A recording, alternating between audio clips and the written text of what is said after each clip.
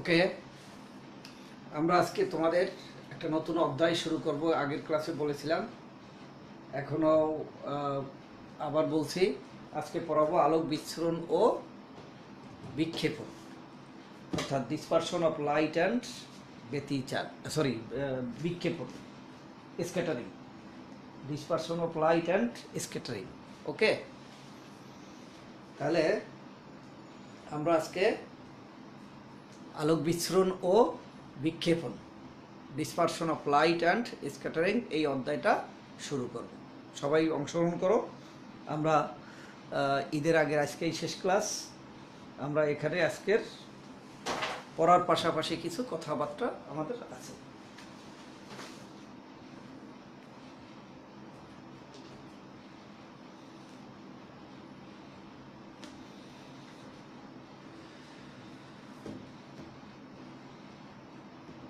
ওকে,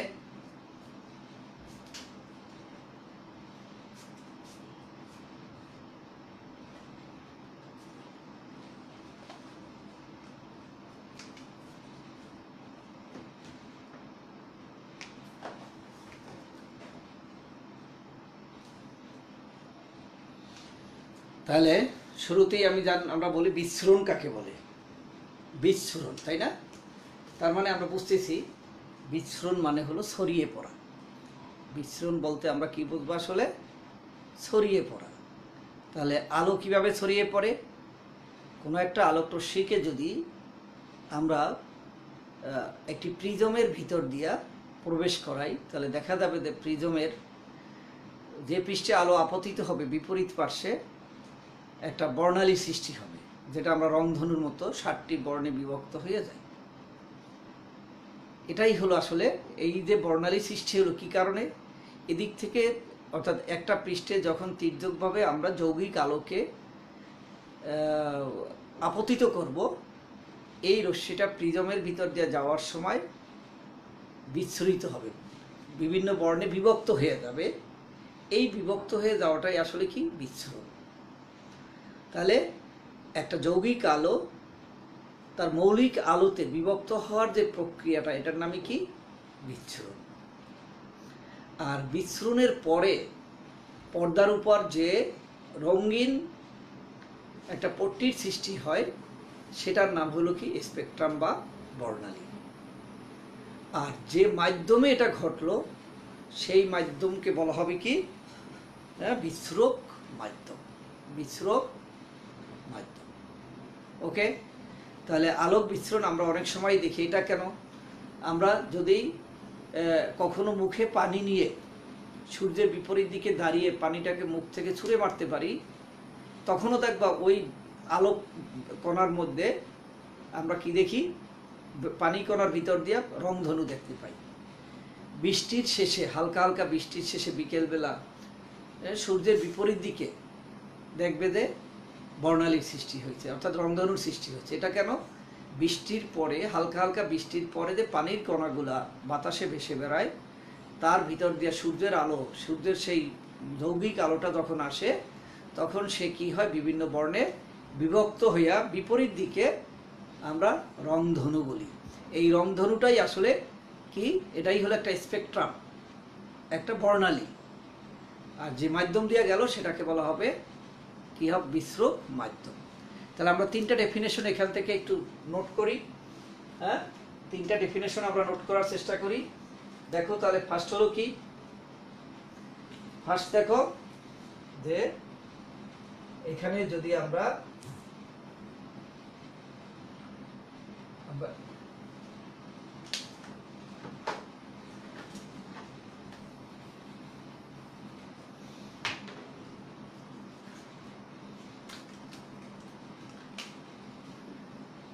যদি আমরা একটা প্রিজমকে সেট করে এখানে একটা যৌগিক আলোকে প্রবেশ করাই, তাহলে এটা প্রতিসরণের পর 7টা বর্ণের বিভক্ত হলো।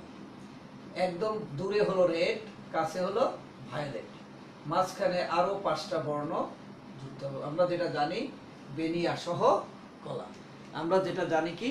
বেনিয়া সহ কলা, সেইভাবে ভাগ হয়ে যাবে। তাহলে প্রথম হলো বিচ্ছুরণ,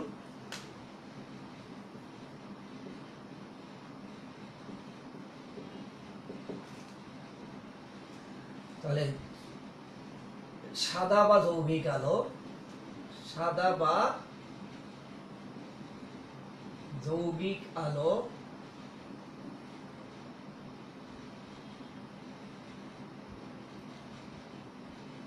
প্রিজমের ভিতর দিয়া, প্রিজমে আপতিত হওয়ার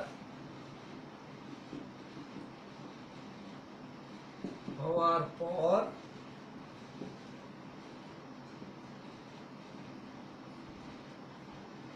প্রতিসরণের পর তা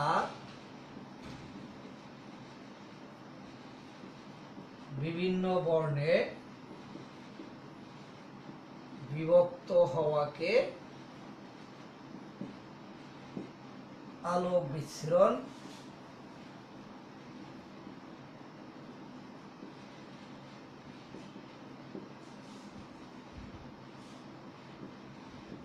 বা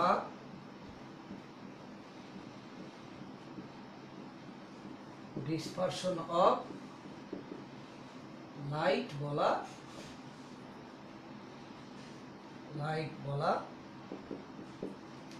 ঠিক আছে, ডিসপারশন অফ লাইট বলা হয়।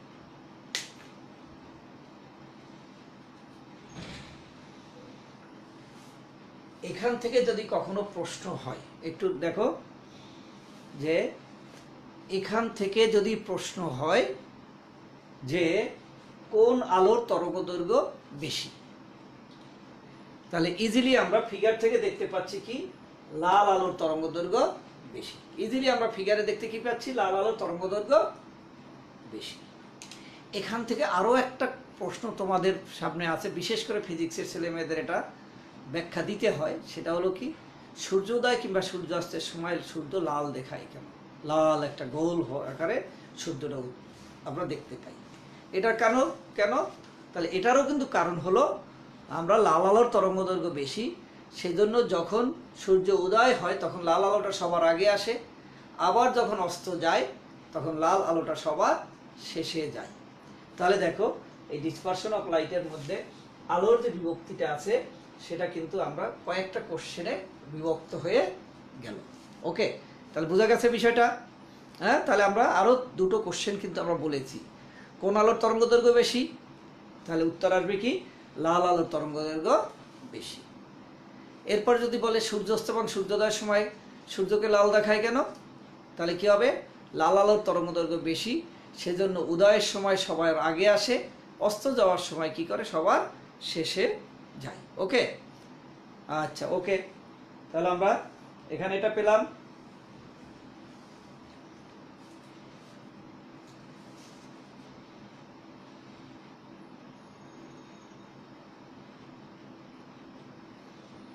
সবাই নোট করো।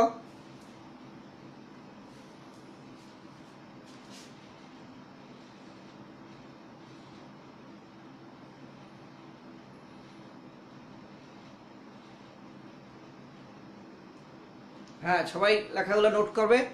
নেক্সট আমরা আসবো,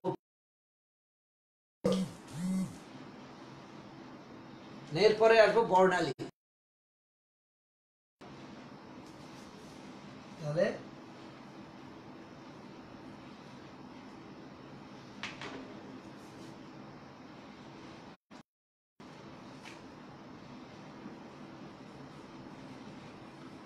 বর্ণালী, বর্ণালী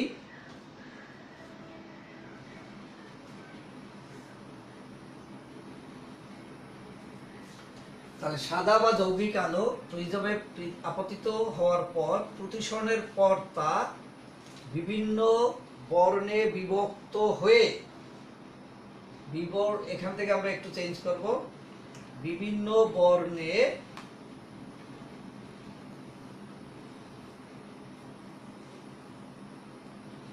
বিভক্ত হয়ে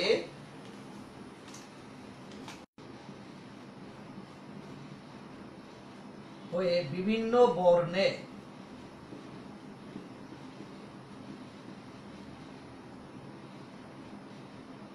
যে বিভিন্ন বর্ণের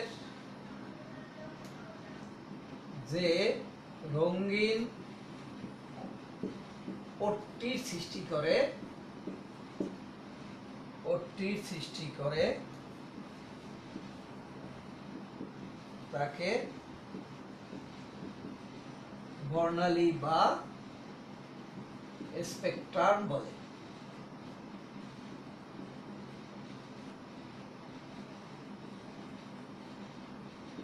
ওকে, তাহলে দেখো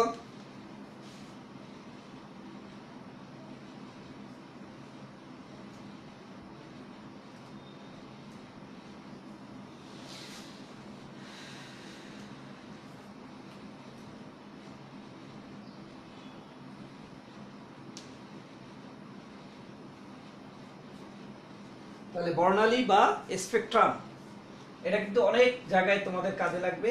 তার মানে এই জায়গাটার ভিতরে এখানে যে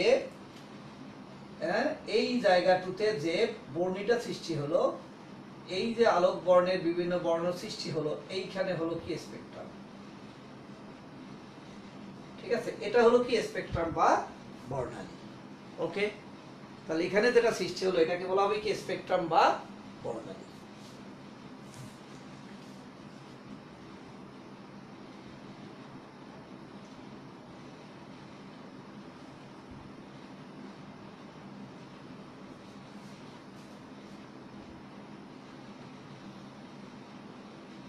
হ্যাঁ, লেখা বোঝা যাচ্ছে তো? কেন, আমি তো একটা দ্বিতীয় আর একটা মোবাইল দিয়ে আমি দেখছি। হ্যাঁ, একটাই তোমার রেকর্ড হচ্ছে, আর একটা দিয়ে কিন্তু আমরা দেখছি, দেখা তো যাচ্ছে।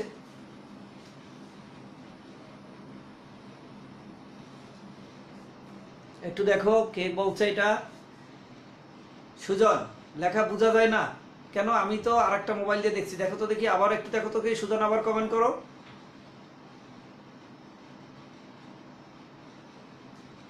আর কে আছো?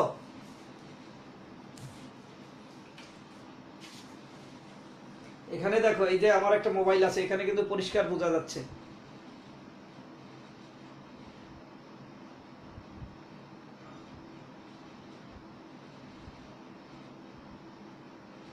দেখো, হ্যাঁ, গুড, ঠিক আছে, দেখা যাচ্ছে। Okay, thank you Kamrul Hasan. Next আসো বিশ্রক মাধ্যম। বিশ্রক মাধ্যম আমরা নেক্সট যাব।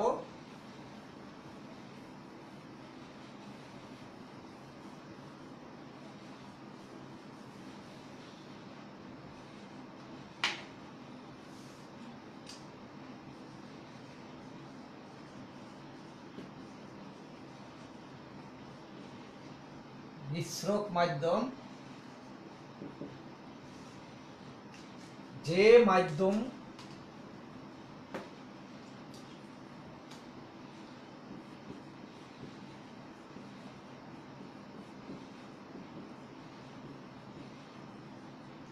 আলো বিস্ফোরণ ঘটায় সেই মাধ্যমকে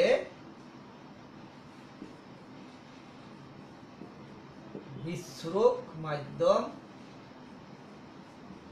ইংলিশটা হলো কি ডিসপারসিভ মিডিয়া।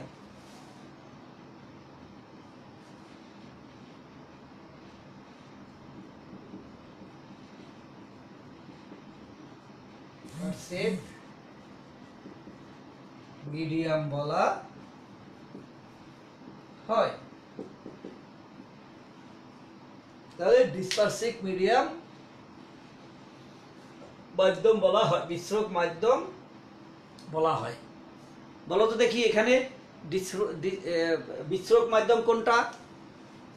যারা যারা আসো ক্লাস করছো তোমরা একটু বলো দেখি এখানে বিশ্রক মাধ্যম কোনটা? সুজন, কামরুল, বলো, লিখো তো দেখি এখানে বিশ্রক মাধ্যম কোনটা?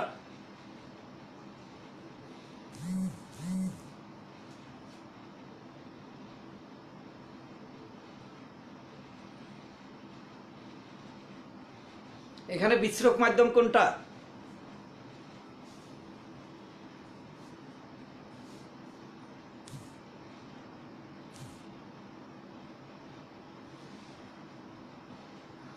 না পারলে বলো, যদি না পারো না বুঝো তাহলে আবার বলো। বিচ্ছুরক মাধ্যম কোনটা বুঝতে পারছো এখানে?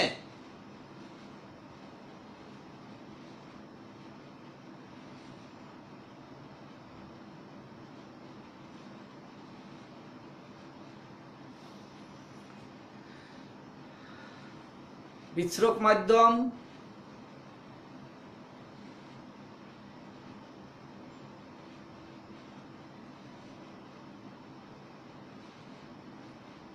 কোনটি?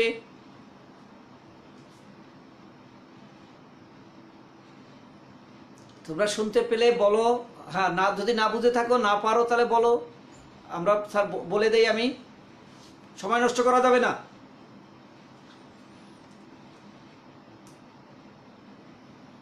হ্যাঁ, ওকে। তার মানে সংজ্ঞাটা একটু দেখো, এটা তাড়াতাড়ি আমাদের ঝটপট জবাব দেবে, তাহলে সময় নষ্ট হবে না।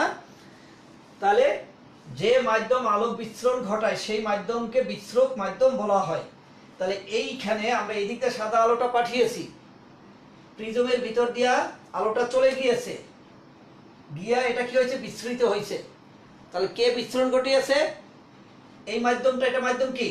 প্রিজম, তাই না? এই মাধ্যমটা কি? প্রিজম। তাহলে এখানে আমি যদি প্রিজম দিয়ে বিচ্ছুরণ ঘটাই তাহলে কি হবে? মাধ্যমটা হবে কি? প্রিজম। তো এটাই হলো কি? ডিসপারসিভ মিডিয়াম। এটাই কি? ডিসপারসিভ মিডিয়াম। যদি আমরা বৃষ্টির পরে যে বর্ণালী দেখতে পাই, যে রংধনু দেখতে চাই, সেখানে মাধ্যমকে বলো দেখে এইবার। আমরা বৃষ্টির পরে যে রংধনু দেখি, বিশেষ করে বিকালবেলা পূর্ব আকাশে, তাহলে সেখানে মাধ্যম কি? সেখানে কি প্রিজম মাধ্যম? হ্যাঁ, তার কি বলো তো দেখি।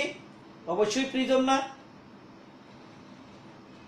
কি সেটা বলো দেখে। আমি একটু আগে বলেছিলাম সেখানে প্রিজম, বিচ্ছুরক মাধ্যম কি? সেখানে হলো পানির কণা। সেখানে ক্ষুদ্র ক্ষুদ্র পানির কণাগুলো হলো কি? বিচ্ছুরক মাধ্যম। ক্লিয়ার এইবার? তাহলে এখানে যেহেতু প্রিজম তাকে ভাগ করে দিয়েছে, সেই জন্য প্রিজম হলো বিচ্ছুরক মাধ্যম। বৃষ্টির পরে যেটা হয় সেটা কি? পানির ক্ষুদ্র কণা। হ্যাঁ, ওকে। আচ্ছা, ওকে। তাহলে এই যে ছোট ছোট জিনিসগুলো কিন্তু একটু খেয়াল করবে। এটা ফিজিক্স রিলেটেড, যে কেউ কোশ্চেন করলে জবাব দিতে হবে, পরীক্ষা আসলে লিখতে হবে। ওকে। তাহলে আমরা এতক্ষণ কি কি জানলাম? এতক্ষণ আমরা তিনটা জিনিস জানলাম। আলোক বিচ্ছুরণ কি, হ্যাঁ, বর্ণালী কি, আর বিচ্ছুরক মাধ্যম কি। এবার আমরা যাব বিচ্ছুরণ কত প্রকার ও কি কি। বিচ্ছুরণ জানলাম যে যৌগিক আলো বিভিন্ন বর্ণে বিভক্ত হয়ে যাওয়াকে কি বলা হয়? আলোক বিচ্ছুরণ বলা হয়। এবার আমরা দেখব বিচ্ছুরণ কয় রকম।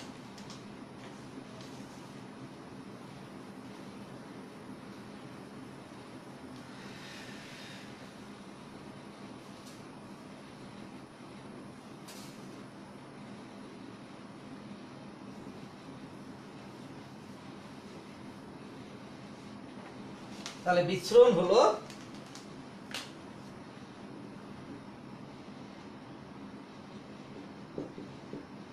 দুই রকম। একটা হলো স্বাভাবিক, আর একটা বোঝাই যাচ্ছে কি হবে? অস্বাভাবিক।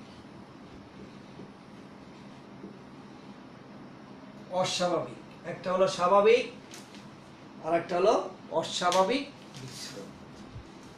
একটা হলো কি স্বাভাবিক, আর একটা হলো কি অস্বাভাবিক বিচ্ছুরণ। তার মানে সাধারণ স্বচ্ছ মাধ্যমে আমরা জানি কি?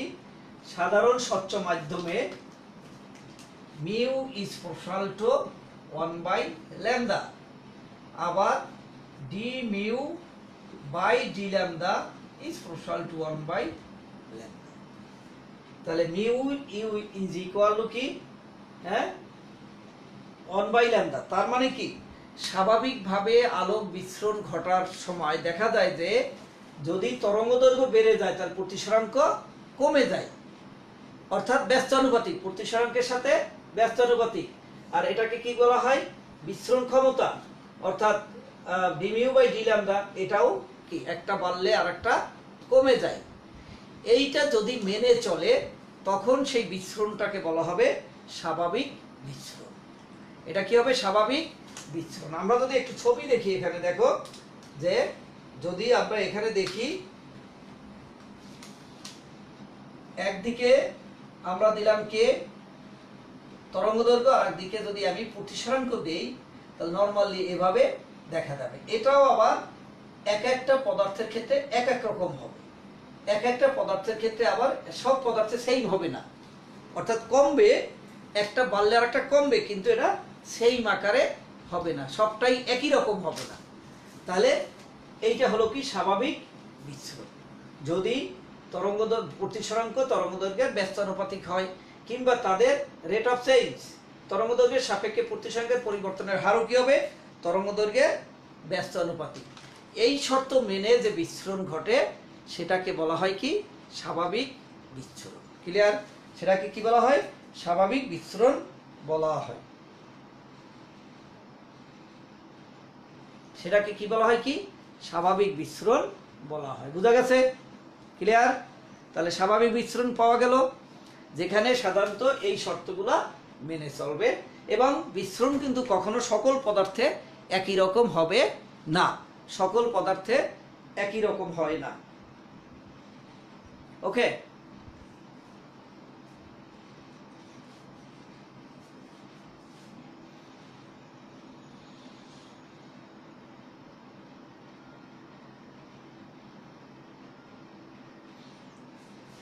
তাহলে প্রতিসরাঙ্কের সাথে তরঙ্গদৈর্ঘ্য, দেখো তরঙ্গদৈর্ঘ্য বাড়তেছে আর প্রতিসরাঙ্ক আস্তে আস্তে কমতেছে। এই কমার হারটা সকল পদার্থে একই রকম নয়, পদার্থের থেকে পদার্থে এটা ডিফারেন্স হয়ে থাকে। ওকে, এবার আসি আমরা অস্বাভাবিক বিচ্ছুরণ।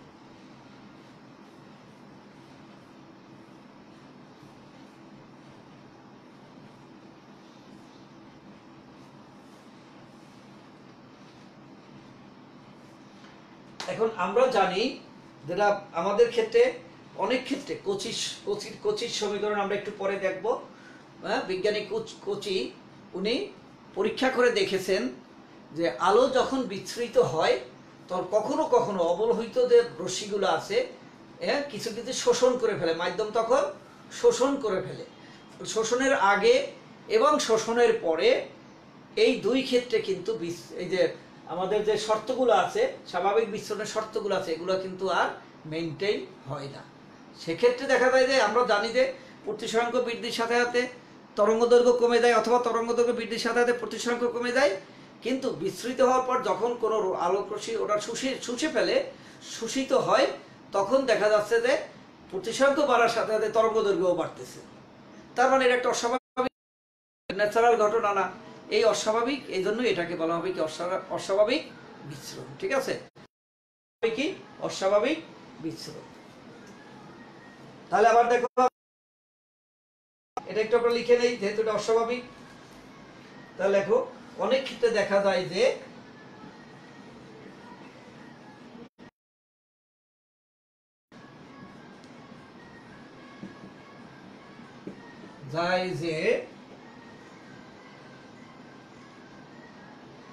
অনেক ক্ষেত্রে দেখা যায় যে আলো বিচ্ছুরণের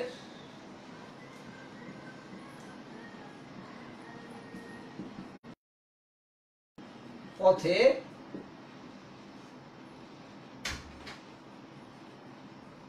আলোক রশ্মি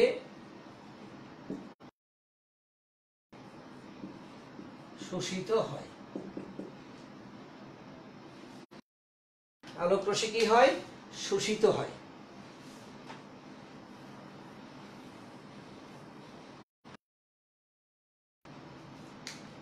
শোষণের পরে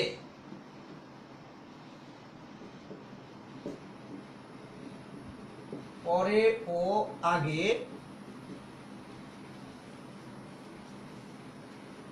শোষণের পরে ও আগে বিস্তৃত রশ্মি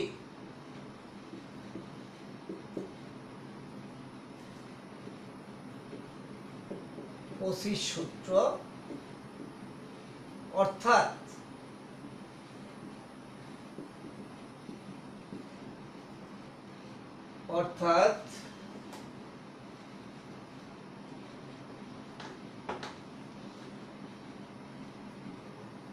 স্বাভাবিক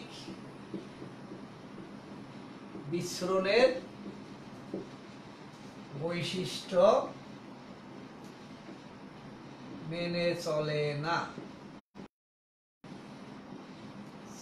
না এক্ষেত্রে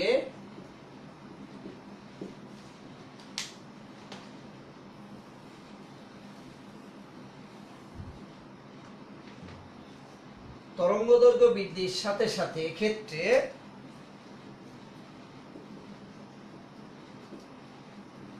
তরঙ্গদৈর্ঘ্য বৃদ্ধির সাথে সাথে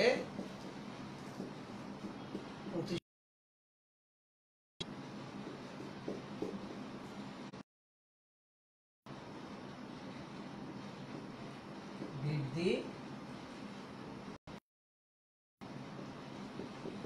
এ ধরনের বিচ্ছুরণই হলো কি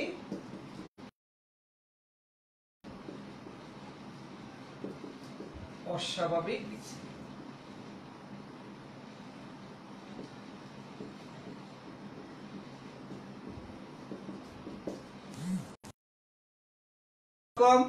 দুই রকম, স্বাভাবিক বিচ্ছুরণ আর অস্বাভাবিক বিচ্ছুরণ। ক্লিয়ার?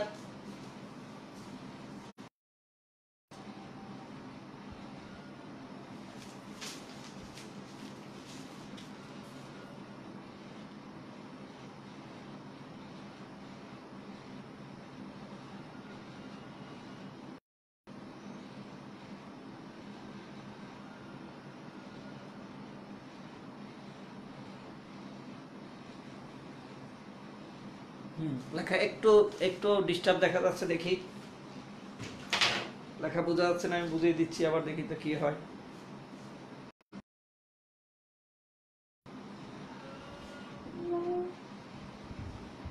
একটু ওয়েট করো।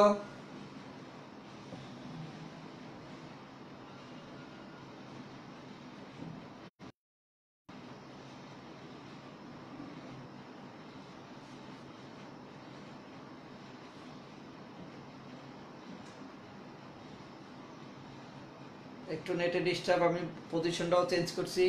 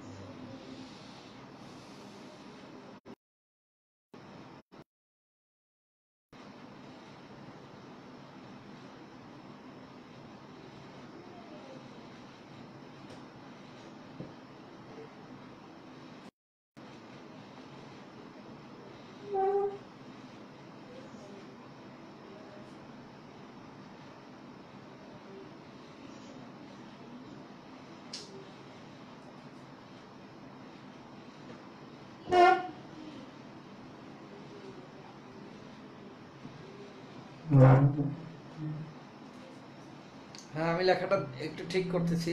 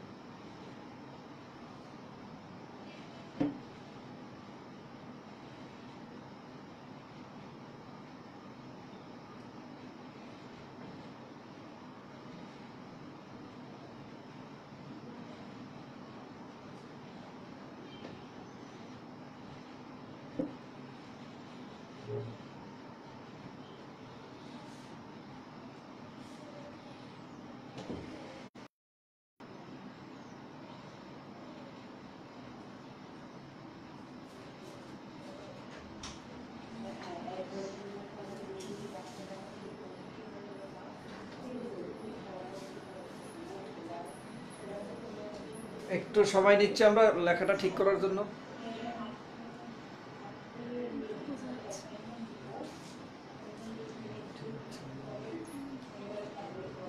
দেখ তুমি এটা ঠিক করো। হ্যাঁ, ওটা তো ঠিক হয়ে যাবে, এটা তো সবসময় ঠিক, কিন্তু তখন এটা ঠিক আছে, এখন ঠিক আছে। আচ্ছা, ওকে ওকে ওকে ওকে ওকে ওকে ঠিক হয়েছে, দেখো। হ্যাঁ দেখো ঠিক হয়েছে।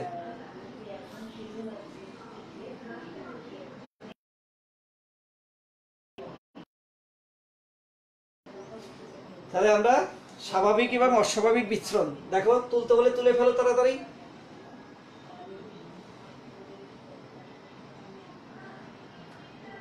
আমি আবার একটু বলে দিচ্ছি, শোষণের এর আগেও আমরা বলেছিলাম বোধহয়, শোষণের পরেও আগে বিচ্ছুরিত রশ্মি, বিচ্ছুরিত আলোক রশ্মি, বিচ্ছুরিত আলোক রশ্মি বা বিচ্ছুরিত রশ্মি বলে দাও,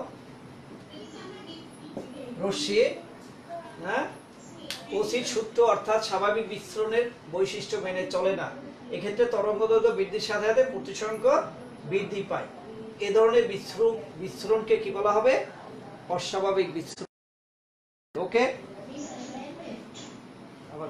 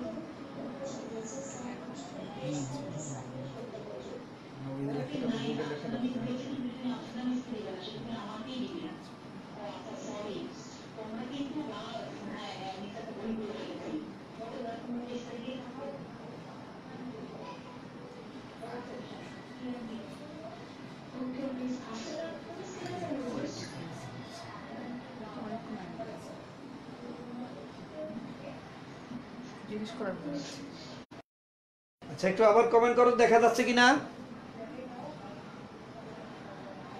বোঝা যাচ্ছে কি?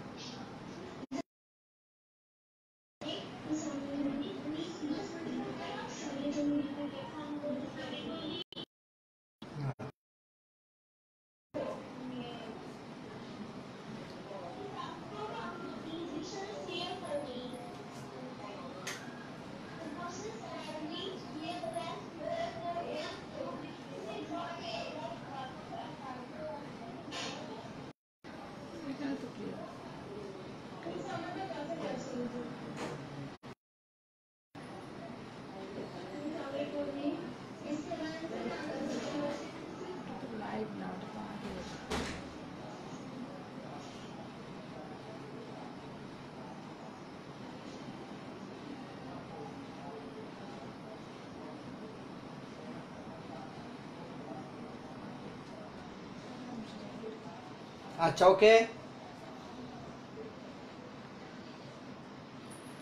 হ্যাঁ এখন তো বোঝা যাচ্ছে বোধহয়, না? দেখো একটু,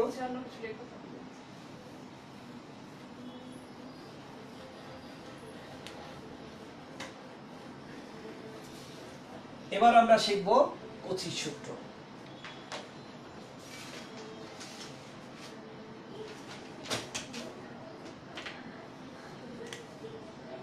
Cauchy's equation, CAUCHYS,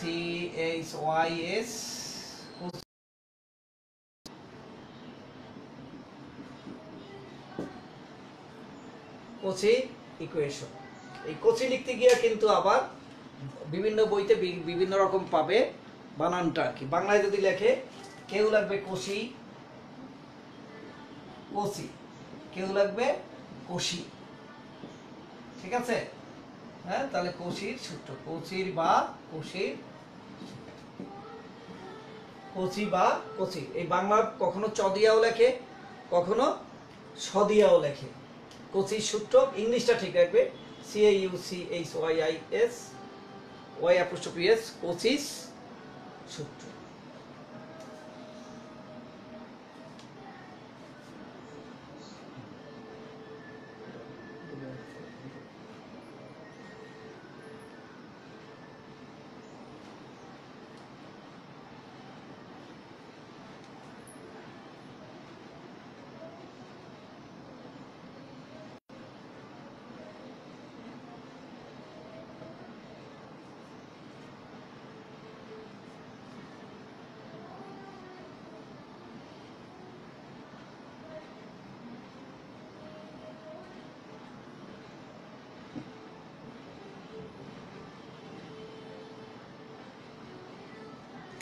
ঠিক আছে।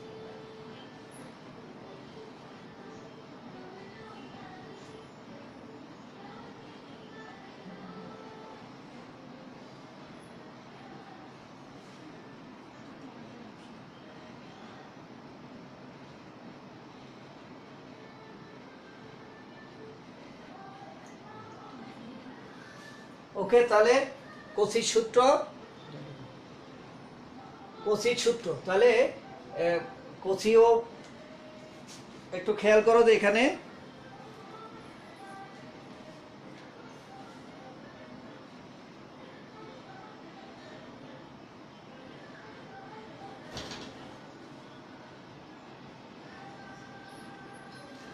কচি কি দেখেছে, কচি মাধ্যমে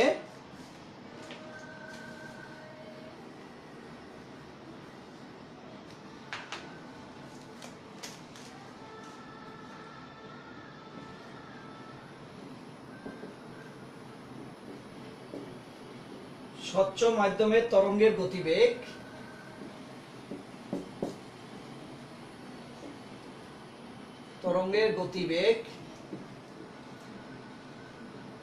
ভি, তরঙ্গদৈর্ঘ্য বৃদ্ধির গতিবেগ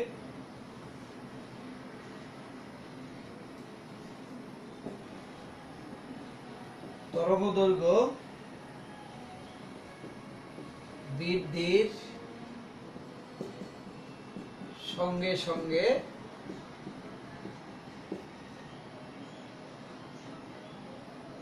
বৃদ্ধি পায়।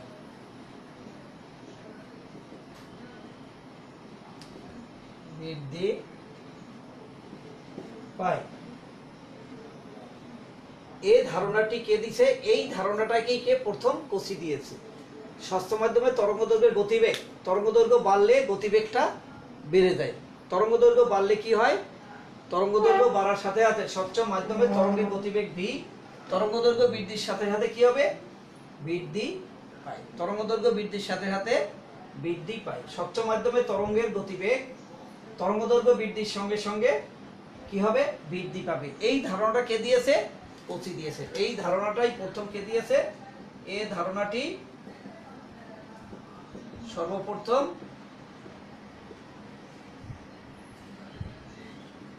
কচি দিয়েছে।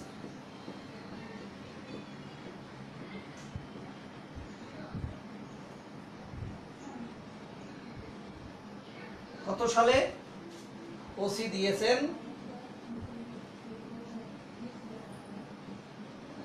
1836 সালে।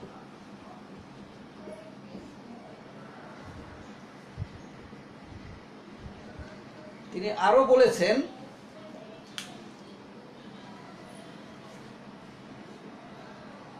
লেখা এখন দেখা যাচ্ছে, লেখা ঠিক আছে। তাহলে স্বচ্ছ মাধ্যমে তরঙ্গের গতিবেগ ভি তরঙ্গের দৈর্ঘ্য বৃদ্ধির সঙ্গে সঙ্গে বৃদ্ধি পায়। এই ধারণাটি 1836 সালে সর্বপ্রথম কচি দিয়েছেন। কচি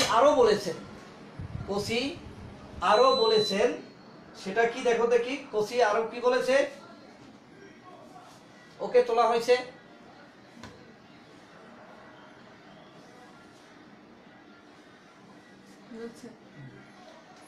কচি আরো বলেছে,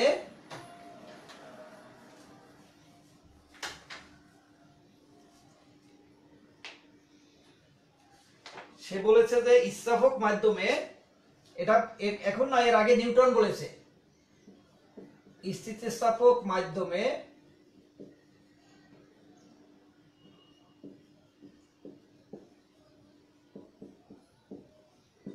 স্থিতিস্থাপক মাধ্যমে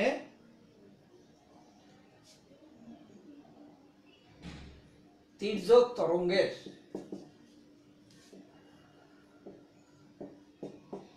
বেগ, তির্যক তরঙ্গের বেগ স্থিতিস্থাপক গুণাঙ্ক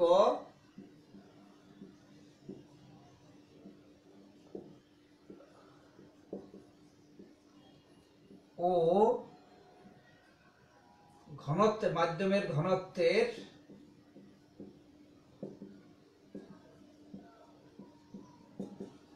অনুপাতের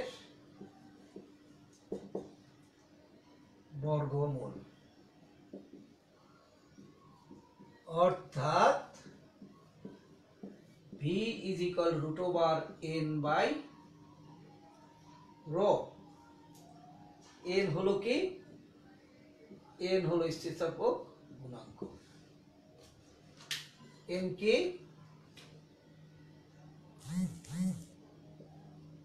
n হলো স্থিতিস্থাপক গুণাঙ্ক আর রো হলো ঘনত্ব। ওকে,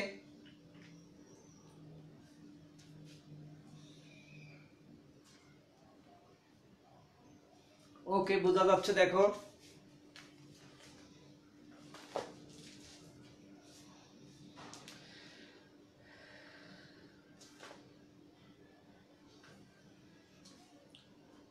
তাহলে এই সূত্রটা দেওয়া কিন্তু নিউটনের, এটা কার? নিউটনের। এই নিউটনের এই সূত্রটাকে ব্যবহার করে, এইটা কার দেওয়া? এটা মূলত হলো নিউটনের সূত্র, নিউটন দিয়েছে, এটা নিউটন দিয়েছে। এই সূত্রের উপর ভিত্তি করে কষি, এই সূত্রটাকে কষি আরেকটা সূত্র দিয়েছে,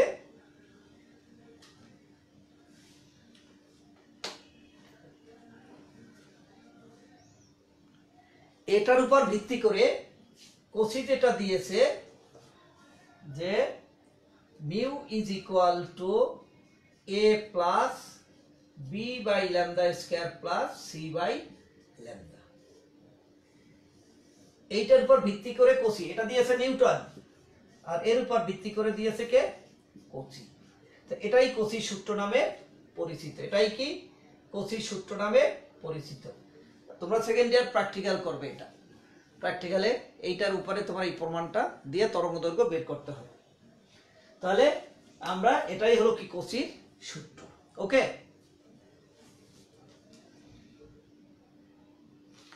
এখন তিনটা বস্তুর তরঙ্গদৈর্ঘ্য প্রতিসরাঙ্ক বের করে, তিনটা নির্দিষ্ট বস্তু যদি নাও, তিনটার প্রতিসরাঙ্ক ফিক্স থাকবে, সেইটার যদি নির্দিষ্ট তিনটা তরঙ্গদৈর্ঘ্য জানো, এই তিনটা মান বসিয়ে এ বি সি এই তিনটা ধ্রুবকের নাম তোমরা বের করতে পারবে। তাহলে আমরা কষির সূত্র পর্যন্ত এসে এই পর্যন্ত আমরা এখানে থাকি। হ্যাঁ, এখন আমরা ক্লাসের শেষ প্রান্তে এসেছি, একটু মাঝখানে ডিস্টার্ব হয়েছে, আবার আমরা সেজন্য একটু সময়ও বাড়িয়েছি। তো এখন এখানে একটু জিনিস খেয়াল করবে, তোমরা যে যেখানে আছো, এটা ঈদের আগে তোমাদের শেষ ক্লাস, ঈদের আগে আমরা ক্লাস নেব না। আমাদের অনেকগুলো সিদ্ধান্ত হয়েছে। এক হলো তোমাদের পরীক্ষা, ইনকোর্স পরীক্ষা নেওয়ার জন্য আমাদের নির্দেশ দেওয়া হয়েছে। দুই হলো তোমাদের বেতন পরিশোধের একটা তাগাদা দেওয়া হয়েছে।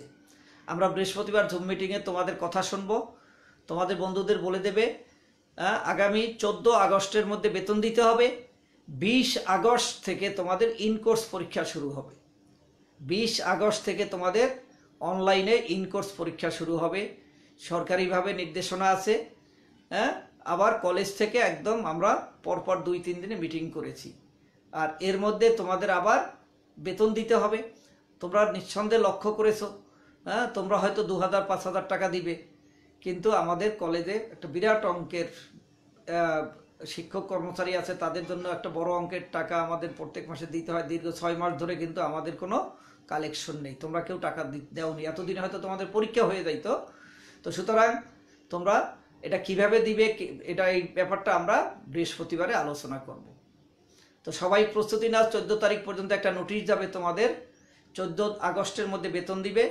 20 আগস্ট থেকে তোমাদের বিভাগ ভিত্তিক আমরা ইনকোর্স পরীক্ষা শুরু করব।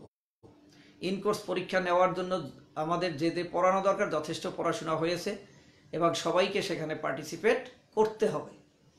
হ্যাঁ, সুতরাং অনলাইন সিস্টেম, সুতরাং এখানে যে কোনো সময় যে কোনো জায়গায় বসে দেয়া যাবে। অবশ্যই আমরা পরীক্ষাগুলো রাতে নেওয়ার চেষ্টা করব, রুটিন মাফিক আমরা রাতে নেওয়ার চেষ্টা করব, যাতে সবাই স্বাভাবিক অবস্থায় পরীক্ষাটা দিতে পারো।